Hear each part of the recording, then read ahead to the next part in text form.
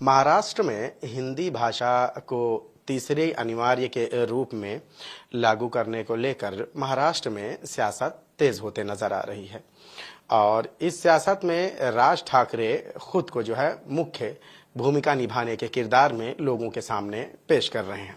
वो अलग बात है कि उनका सियासी करियर पूरी तरह से खत्म हो गया है, लेकिन उनके सामने इस तरह के जो मुद्दे आते हैं तो उससे कहीं ना कहीं उनका जो है सियासी गलियारों में थोड़ा बहुत चर्चा भी हो जाती है।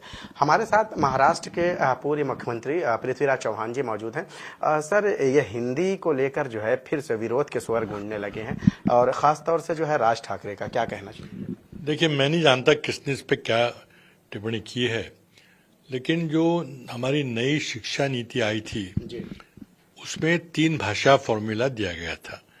एक मातृभाषा, एक हिंदी जो राजभाषा है और एक अंग्रेजी जो ज्ञान भाषा है, क्योंकि सारा जो नया नया ज्ञान उपलब्ध होता है वो अंग्रेजी में होता है। हमारे मराठी में भी नहीं होता और हिंदी में भी नहीं होता। तो अगर दुनिया से संपर्क रखना है तो अंग्रेजी की आवश्यकता है। राजभाषा हिंदी की आवश्यकता इसलिए है कि अगर कहीं भी देश में काम करना है तो हिंदी एक उपयोगी भाषा है।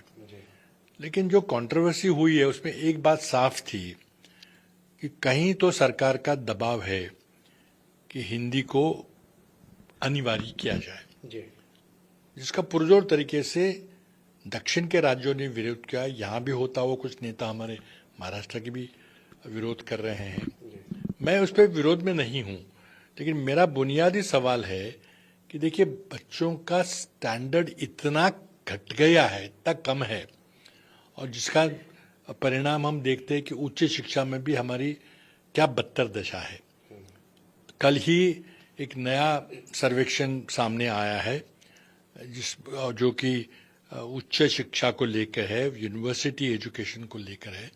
उसमें देखा गया है कि पहला नंबर जो है आईआईटी दिल्ली का है, उसका नंबर दुनिया में 136वां है।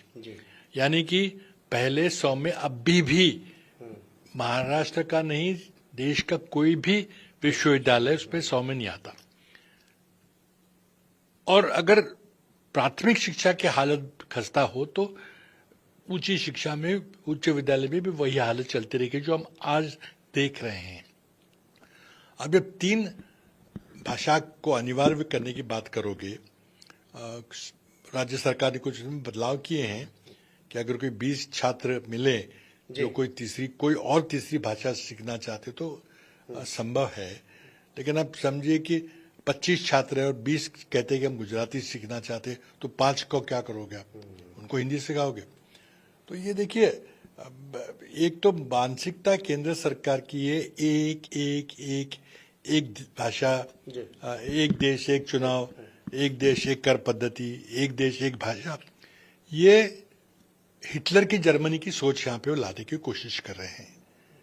जैसे कि हिटलर ने 20-30वीं सदी के आखिर में जो घोषणा की थी, जो बहुत बड़ा लोकप्रिय वाक्य बना था जर्मनी में कि आइन फॉल्क, आइन राइक, आइन फ्यूहरर, यानी एक देश है, एक लोग है और एक नेता है।